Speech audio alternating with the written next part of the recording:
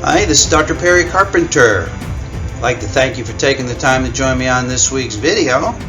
On this week's video, we're in session number 3 of our new series entitled The QME Forensic Super Sleuth. And I have a fascinating program for you today, one that I'm certain is going to be applicable to you within at least one of your next 2 QME evaluations, if you can believe that. I have some fascinating material to share with you today. And before we get into the topics of today's discussion, let's just briefly review what we've gone over in sessions number 1 and sessions number 2 of this program. And the philosophy of this program is how you as a qualified medical evaluator actually need to be a forensic super sleuth. And the reason is because we as qualified medical evaluators don't always have all the information that we need, that if we did have, would make our job so much easier when it comes time to provide our final opinions and conclusions in our QME report. And the reason we don't have the necessary information that would make our job so much easier is because the parties either don't know that we need that information, or the parties withhold that information from us in the hopes that we will provide our final evaluation opinions and conclusions in a completely objective manner and not be influenced by some of the information that could dictate the direction of our opinions and conclusions. You know, it was one time recently I was at a stakeholder meeting at the Division of Workers' Compensation, and there were claims administrators present at the meeting, and I had a chance to sit for several hours with one of the claims administrators from California's very largest workers' compensation carrier. And I was discussing this very issue with her, and that had to deal with how we as qualified medical evaluators, if we could be provided with more information about the nature of the claim and the disputed issues involved in the claim, if we could be provided more information in the cover letters that we received, we could do so much better of a job because we could understand not only what the disputed issues are, but also we could understand better what our role is in the face-to-face evaluation. And she told me that the reason that at least her company does not provide more detailed information in the cover letters that they send to us as qualified medical evaluators is because they don't want to be accused of what she referred to as cooking the books. And so there's this concern among the players that if they provide too much information to us as qualified medical evaluators, it may cook the books in their favor, or it may be perceived as cooking the books in their favor. And so, at least as regards to this particular workers' compensation insurance carrier, they purposely withhold such information that could be perceived as them attempting to cook the books to influence and persuade the qualified medical evaluator. So it falls on both sides of the coin. Either they don't understand the information that we need, or number 2 is they don't want to be perceived as cooking the books and unduly attempting to influence the qualified medical evaluator. So it's incumbent upon us as qualified medical evaluators to ascertain this information many times on our own. And in our first session, we talked about QME's forms 105 and 106, and these are the forms that are used by the parties, unbeknownst to us as qualified medical evaluators, behind the scenes in the qualified medical evaluation process. The parties use these forms to order a qualified medical evaluation, and these forms indicate what are the disputed issues that creates the need for the QME evaluation. These are the forms that are used that are sent to the medical director down at the Division of Workers' Compensation, and the medical director reviews these forms to determine that indeed a bona fide issue is in dispute, and this bona fide issue therefore must be resolved by a qualified medical evaluator.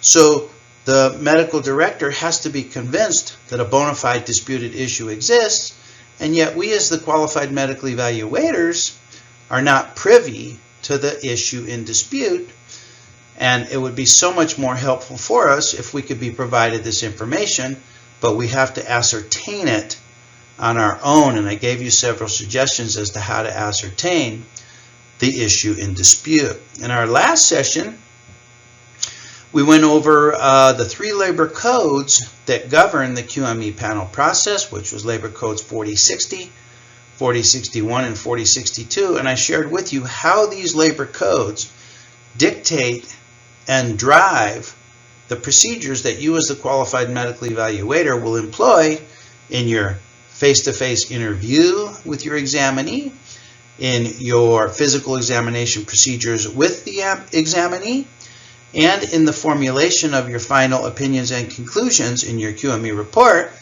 And I shared with you how each of these labor codes deals with a different issue in dispute, and how once you can determine the issue in dispute, it tells you exactly how to proceed in your evaluation of the examinee. So today I want to talk to you about another fascinating concept that we could spend hours and hours, and one of these days I'm going to create an entire 6-hour home study course on this very topic, because this topic,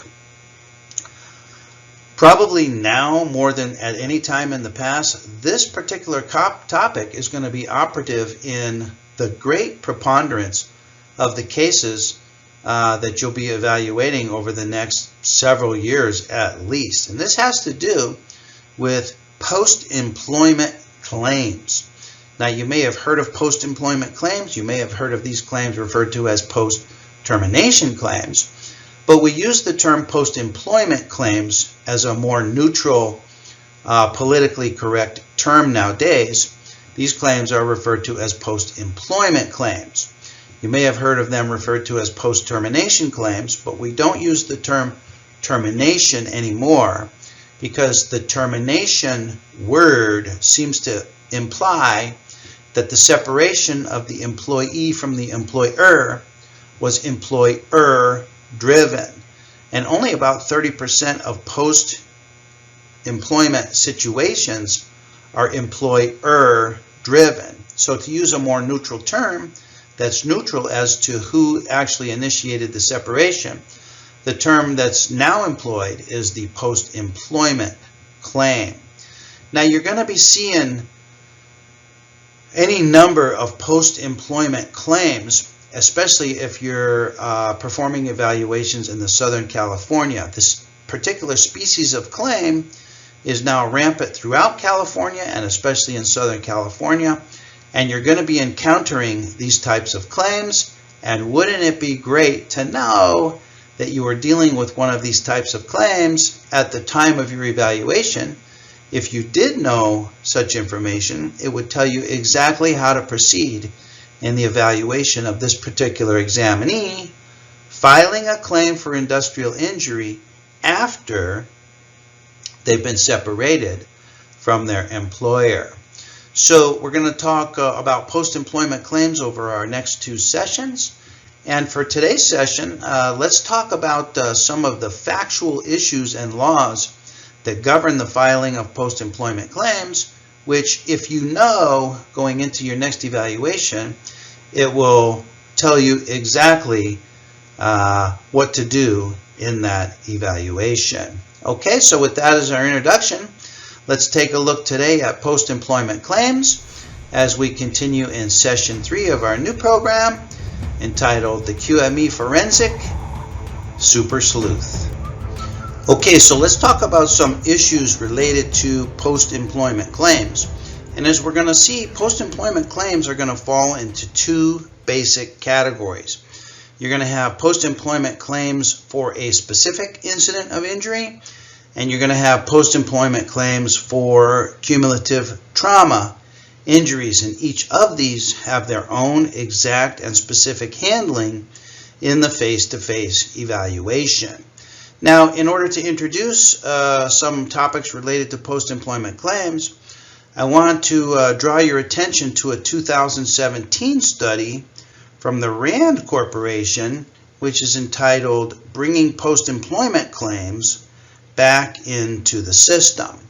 And just very briefly, the philosophy of this particular study has to do with how post-employment claims have the capacity to escape the tight confines of the established workers' compensation system that allows for medical treatment to be delivered within the employer's medical provider network. So when the RAND Corporation talks about bringing post-employment claims back into the system, they're addressing the issue that these claims and the medical treatment for these claims have escaped the system that has been established to provide for employer control of the medical treatment through the use of medical provider networks. So in order to gain some control over post-employment claims, the RAND Corporation provides several recommendations to bring these claims back into the confines of employer control within the medical provider network. So I just want to read for you a couple of brief sentences from this excellent study to establish the foundation for today's discussion regarding specific and cumulative trauma post-employment claims. So the RAND Corporation tells us that although not all post-employment claims are cumulative trauma claims, many of them are. And they provide for us reasons in the earlier sections of this report, because post-employment cumulative trauma claims are unique and they're very, very difficult for the claims administrators to handle. Now, they tell us that these cumulative trauma post-employment claims are typically denied by employers, according to some experienced participants in the California workers' compensation system. So this is a key phrase, and it's important that you understand that these are the denied cases. These are denied cases. These are cases that you're going to be receiving under Labor Code 4060, and we talked about that in our last session. So these cases are going to come to you for the compensability evaluation under Labor Code 4060. These are denied cases. So these are cases that typically have had very little medical treatment. You will receive very little medical records. These are cases that have escaped the system, and typically if this examinee has received any medical treatment at all, the medical treatment has been rendered outside of the employer's medical provider network, typically on a lien basis, L-I-E-N basis. RAND tells us that one study suggests that employers deny about 88% of post-employment cumulative trauma claims, compared with only 46% of cumulative trauma claims filed while the employee is still employed with the employer. So after the employee is separated from the employer, the denial rate of these cumulative trauma claims when they're filed post-employment is about double the rate of denial of cumulative trauma claims filed while the employee is still in a relationship with the employer. By way of comparison, only about 6% of specific injury claims are disputed. Okay? So you're going to be getting these cases. These are the denied cases that the law allows for a qualified medical evaluation under Labor Code 4060. You're going to be getting these cases because Labor Code 4060 brings these cases to us, okay? And another reference in the RAND study tells us that there's about 30,000 of these cases being filed on a monthly basis throughout the state of California, 88% of which are denied, all of which are allowed a qualified medical evaluation to help resolve the disputed issue. Now, the RAND study tells us that the denial of the case, the high rate of denial, might be related to, number one, the absence of an immediately obvious connection between the claimed injury and the former employment, or number 2, to the difficulties inherent in establishing in the early stages of a claim in which substantial medical evidence has not yet been accumulated that the injury arose out of and in the course of employment, or number 3, even to many employers' general reluctance to acknowledge the underlying medical validity of CT injuries.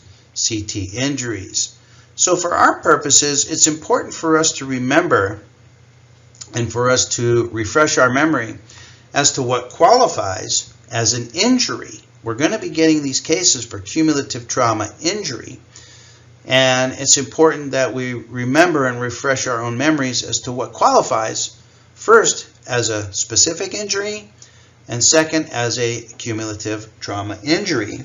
So let's take a look at some definitions of these particular terms from the 2016 Physician's Guide.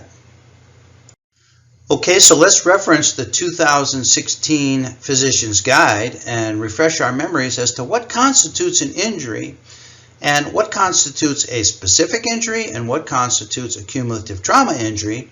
And we're going to particularly focus our attention on the cumulative trauma injuries because these are going to form the bulk of the post-employment cases, post-employment denied cases that you're going to be getting. So the 2016 Physician's Guide tells us what constitutes an injury.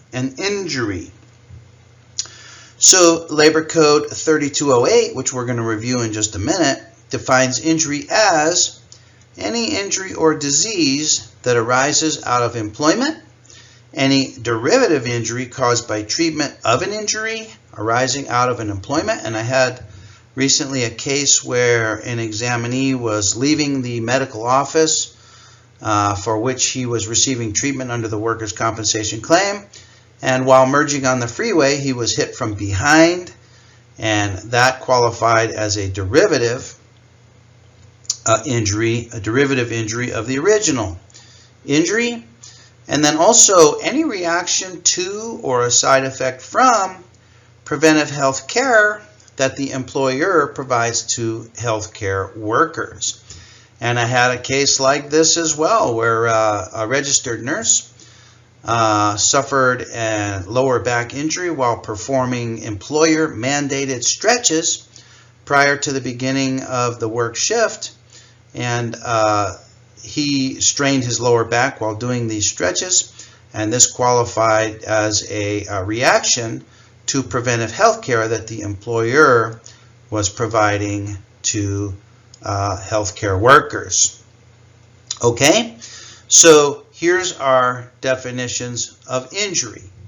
Now, injuries can fall into two basic categories. They can either be specific injuries or they can be cumulative trauma injuries. And the easier of the two to understand are the specific injuries. A specific injury occurs as the result of a single incident or a single exposure. And you can ascertain this in the history with your examinees. They will tell you that while at work, they tripped, they fell, they lifted a bag of concrete, something fell on top of them, someone struck them. These are the specific incidences, the single incidences and single exposures that result in injury or disease arising out of employment. So that's very simple to understand. A little more complex is the cumulative trauma injuries, and these are the ones that you're going to be seeing the great bulk of.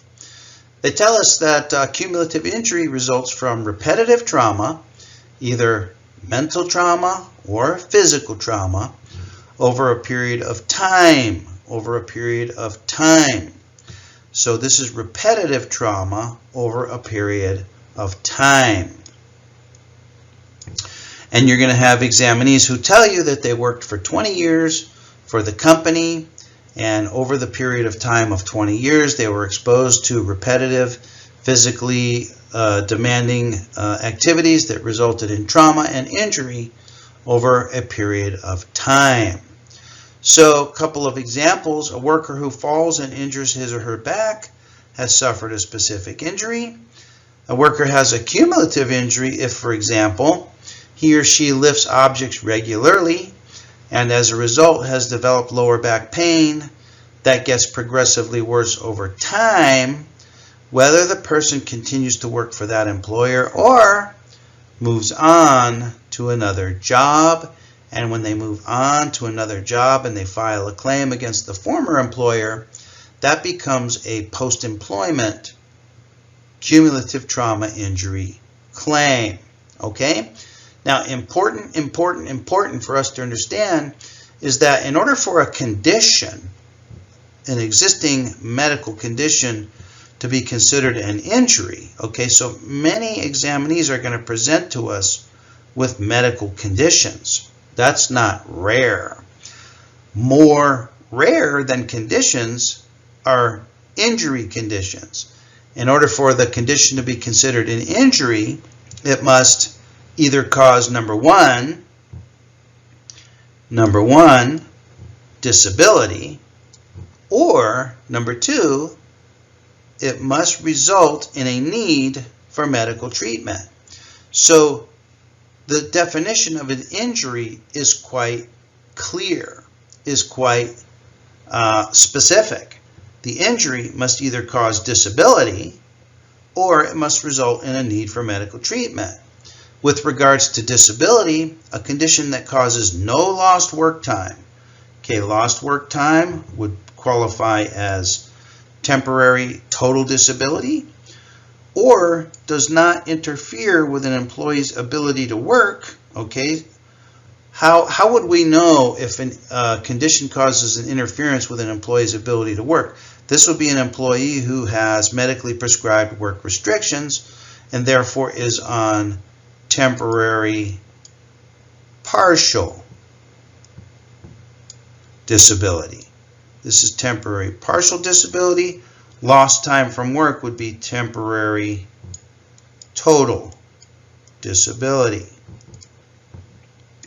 So if the condition does not cause either a need for medical treatment or does not cause disability, it does not qualify as an industrial injury.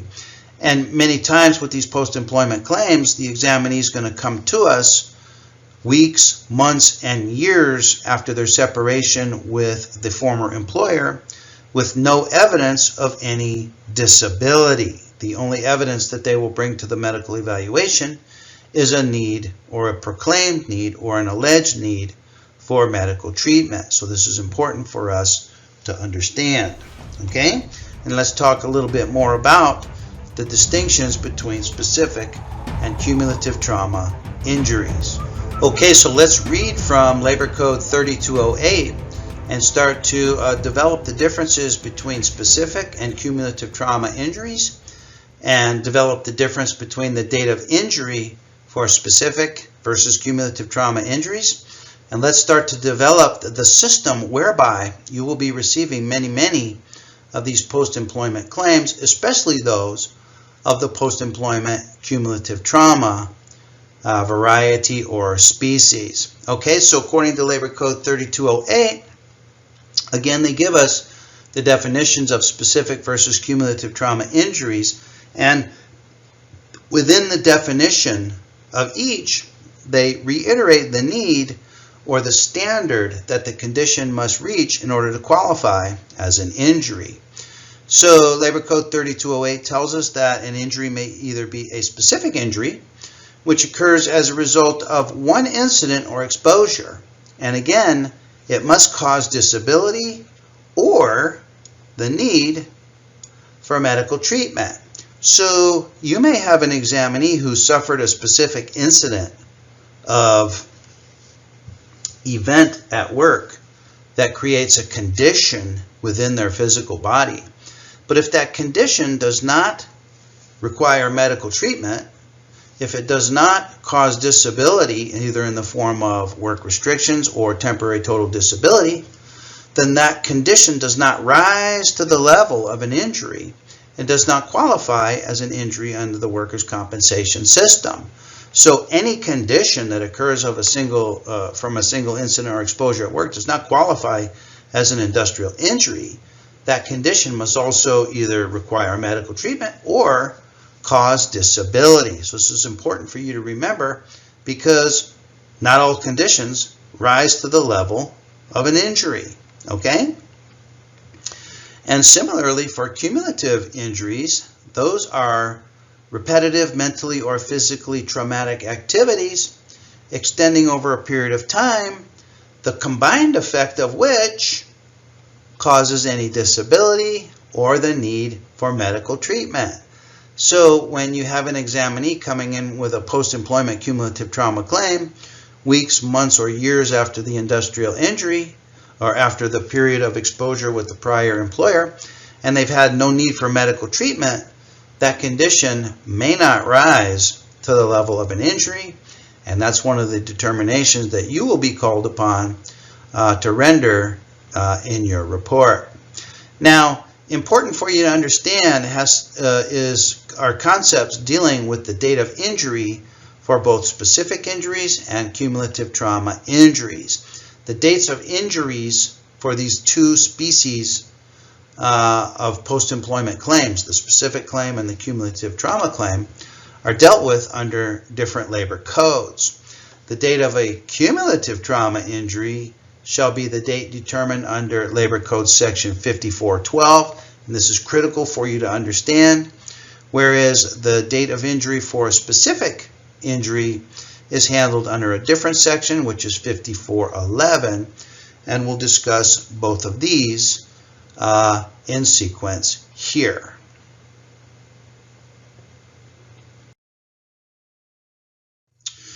So now we know that according to Labor Code 3208, in order for a condition to qualify as an injury, quote unquote, an injury, the condition must either create a new need for medical treatment or the condition must cause disability, either in the form of work restrictions or a period of total temporary disability.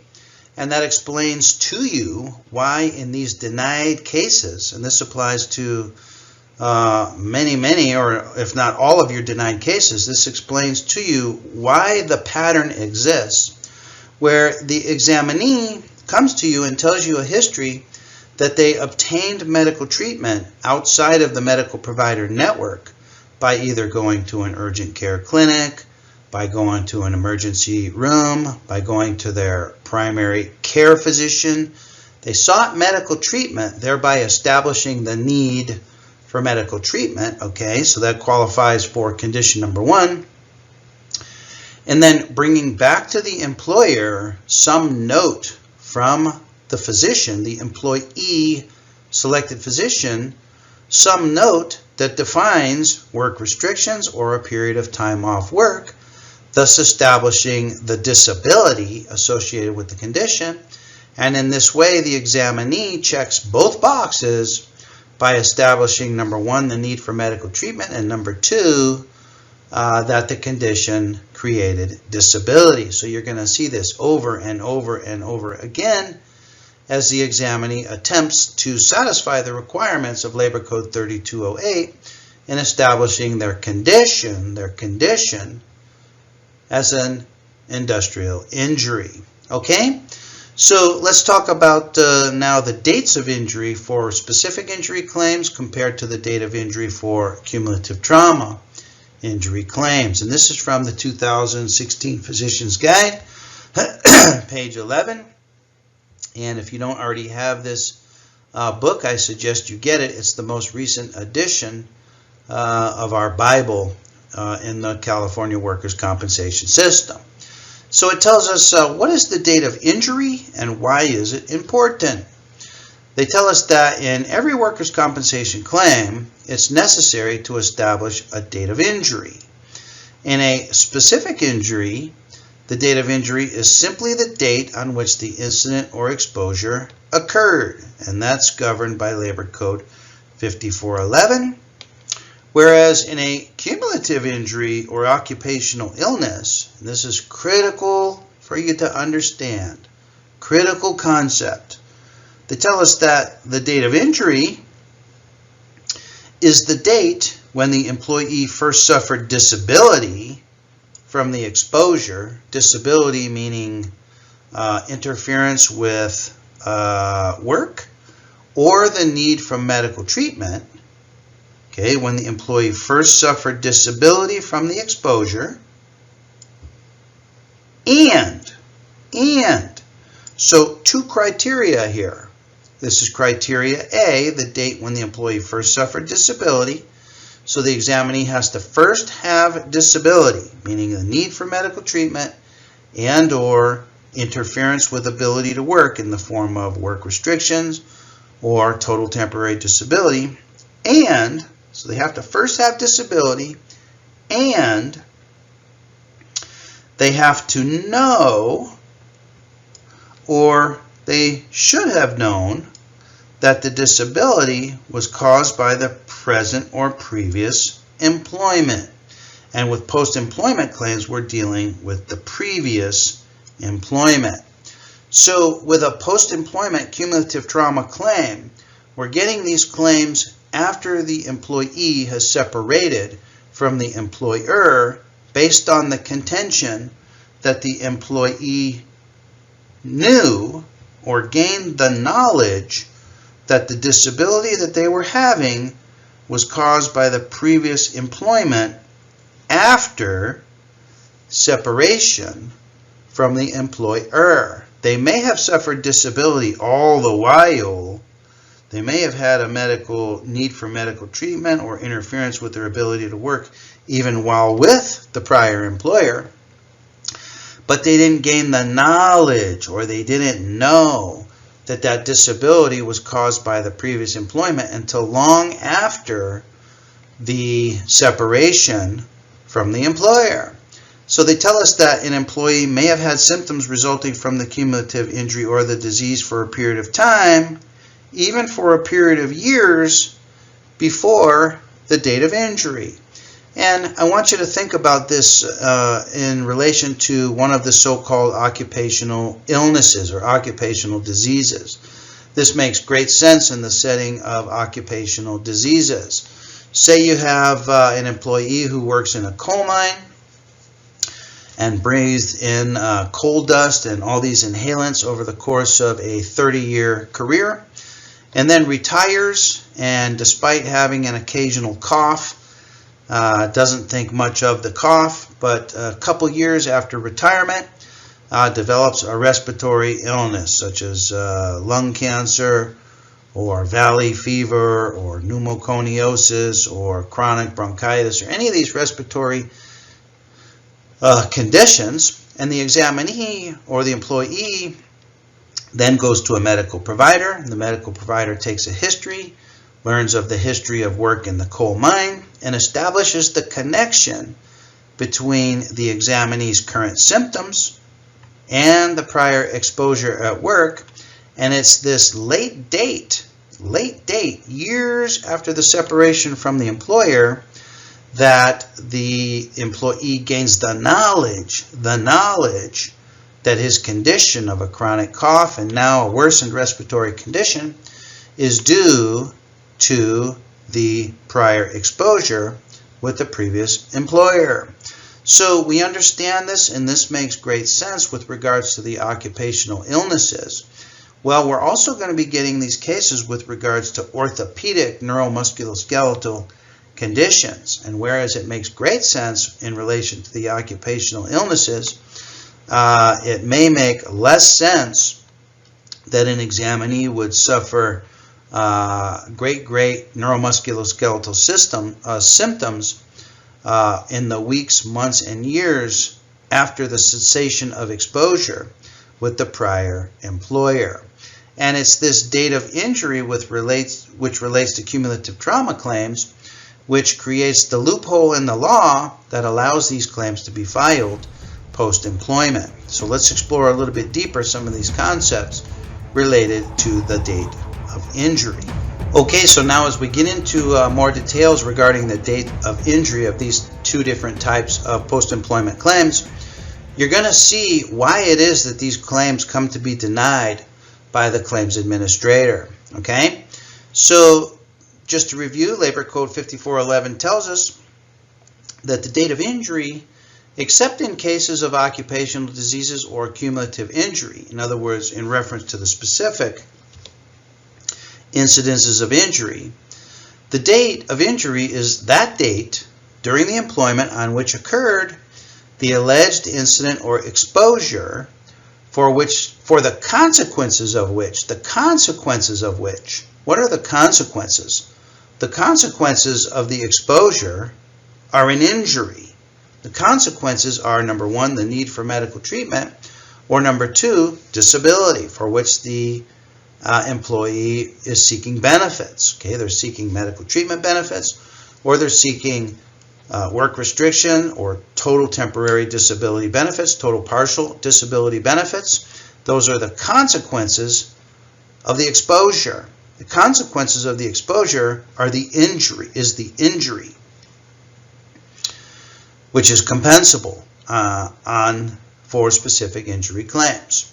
Now, in cases of occupational disease or cumulative injuries, is the date, again, upon which two criteria are met. Number one, when the date upon which the employee first suffers disability from the exposure, and either knew or in the exercise of reasonable diligence should have known that such disability was caused by the present or prior employment. In other words, the date of injury for a cumulative trauma injury claim can be days, weeks, months, and even years after the separation of the employee from the employer.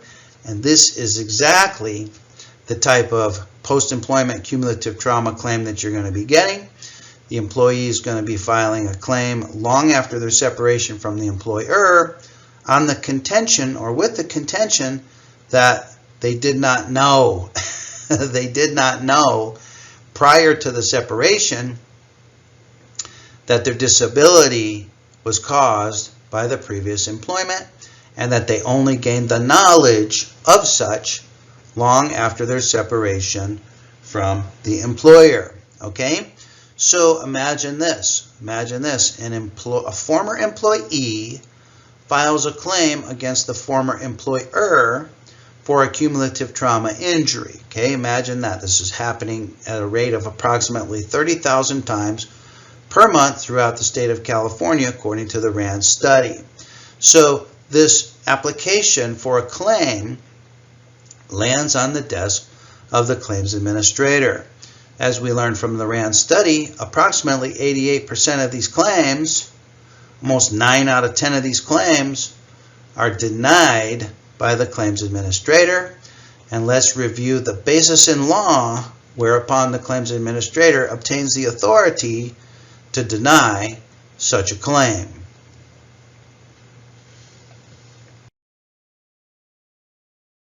Okay, so this claim lands on the desk of the claims administrator, and the claims administrator, who's receiving 200 of these claims per month as a single claims administrator, has to have a system to decide whether or not to accept or to deny the claim.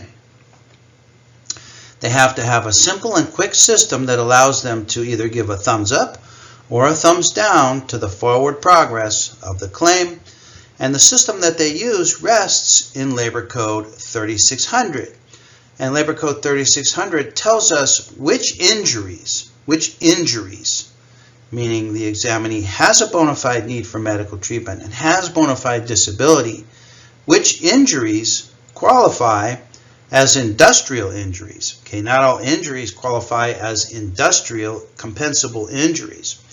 And the system for establishing the wheat from the chaff, separating the wheat from the chaff, is found in Labor Code 3600. So let's go through this, and I hope you can read this. They tell us that liability for the compensation provided by this division shall, without regard to negligence, exist against an employer for any injury sustained by his or her employees that arise out of, that's AOE, and in the course of, that COE, employment, and for the death of any employee if the injury proximately causes death, in those cases where the following conditions of compensation occur. And these are the conditions of compensability. These are referred to as the conditions of compensability. Number 1, where at the time of the injury, the employee is performing service growing out of, that's AOE, and incidental to his or her employment, and is acting within the course of his or her employment. So again, there's AOE and COE. Where the injury is proximately caused by the employment, either with or without negligence. Now, they tell us that where the injury is not caused by the intoxication or by alcohol or the unlawful use of a controlled substance of the injured employee. So when the injury is not caused by intoxication by alcohol or other substances, then the injury qualifies as an industrial injury. On the other hand, if the injury is caused by the intoxication or unlawful use of a controlled substance, that does not qualify as an industrial injury. Where the injury is not intentionally self-inflicted, where the employee has not willfully and deliberately caused his or her own death, where the injury does not arise out of an altercation in which the injured employee is the initial physical aggressor.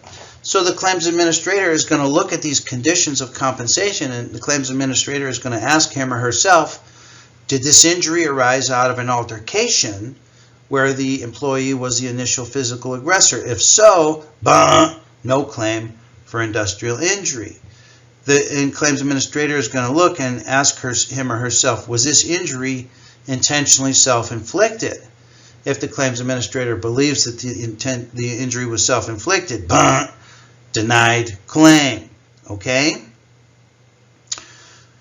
Number 8, where the injury is not caused by the commission of a felony or a crime which is punishable, for which the employee has been convicted. So the claims administrator is going to ask him or herself all these questions to determine the compensability of the injury. Finally, where the injury does not arise out of voluntary participation in any off-duty recreational, social, or athletic activity not constituting part of the employee's work-related duties, except where these activities are a reasonable expectancy of or are expressly or impliedly required by the employment. So imagine you have an employee who's at the company Christmas picnic, which is a voluntary attendance situation. It's not mandatory. And the employee is wearing high heels and she breaks a heel on her shoe and she falls and suffers an injury to her lower extremity. This qualifies as voluntary participation in an off-duty social activity not constituting part of the work-related duties, and the claims administrator is going to deny those cases.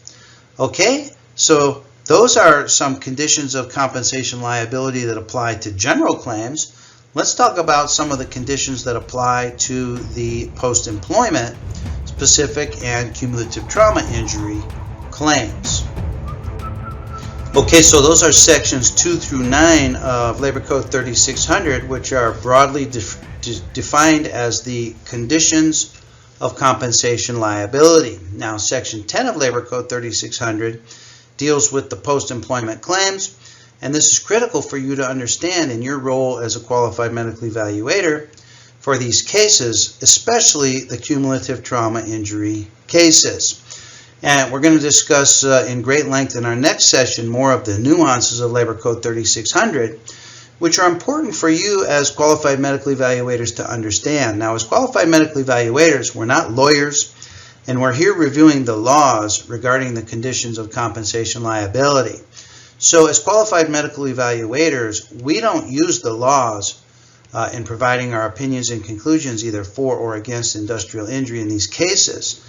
But I'm sharing with you how the claims administrators look at these cases and how the claims administrators come to either accept or to deny these cases. The acceptance or the denial of cases is governed by law, and we're reviewing these laws. And it's important for us to understand these laws so that we know what is happening behind the scenes that the parties are not telling us.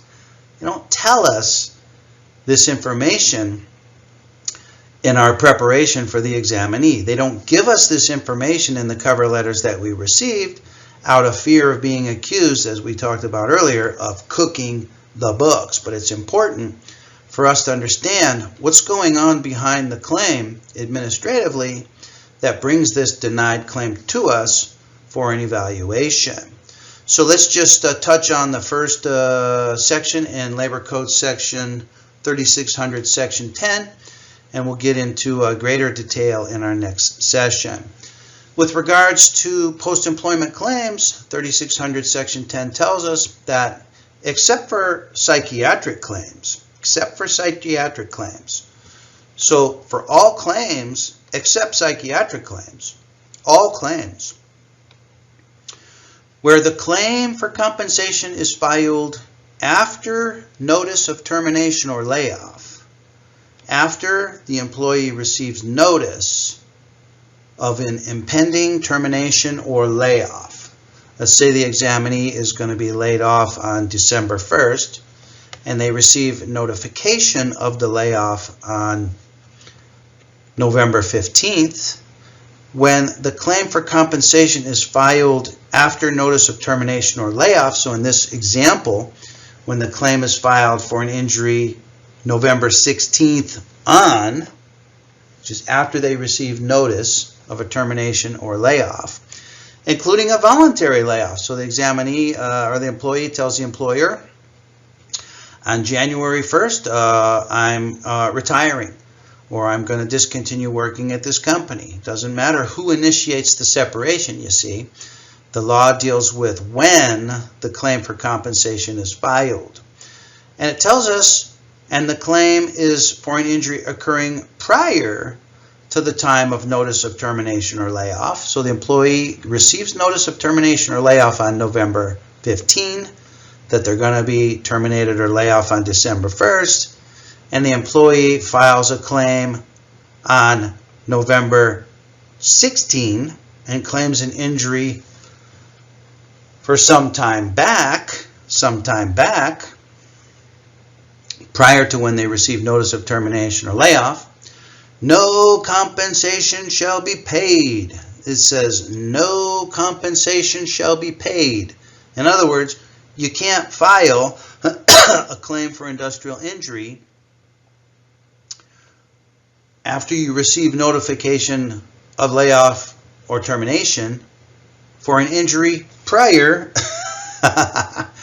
to when you receive the notice of termination or layoff. So the employer comes to you and says, hey, Mrs. Jones, the company plant is closing in 2 weeks. You'll no longer be here in 2 weeks. The employee then the next day comes and says, hey, boss, I understand the company's closing in 2 weeks, but I just want you to know that 2 weeks ago, I suffered an injury and I didn't tell you. In those circumstances, the law tells us no compensation shall be paid unless, and Labor Code 3600 gives us a long listing of unlesses, and we'll go over those in our next session. But it tells us unless the employee can demonstrate by a preponderance of evidence that one or more of the following conditions apply, and we'll talk about those conditions in our next session. But this labor code tells us that the burden of proof of establishing an industrial injury is going to lie on the employee.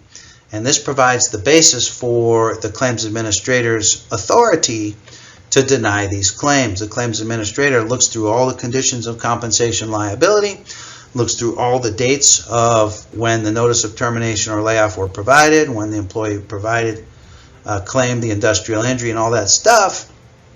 And the claims administrator simply asks him or herself, can the employee demonstrate by a preponderance of evidence some of these following conditions? We'll go over those next time. And when the claims administrator realizes that the employee cannot demonstrate with a preponderance of evidence, that provides the basis for the denial of the claim. And this is a claim that's going to come to you many times over the course of your career as a qualified medical evaluator, and they come to us under Labor Code 4060. So in our next session, we're going to talk about some of these exceptions to what are referred to as the post-termination defense. And it's important for you to understand these exceptions so that you know your role and you know the circumstance behind the need for the evaluation, which is circumstances and roles that the parties don't tell you in advance.